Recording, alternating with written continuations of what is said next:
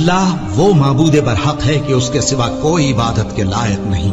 जिंदा है, सबको थामने वाला, उसे न ऊंग आती है न नींद। जो कुछ आसमानों में और जो कुछ जमीन में है सब उसी का है। कौन है कि उसकी इजाजत के बगैर उससे किसी की सिफारिश कर सके?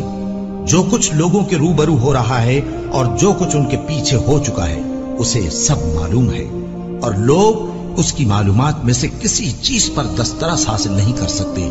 हाँ, जिस कदर वो चाहता है उसी कदर मालूम करा देता है।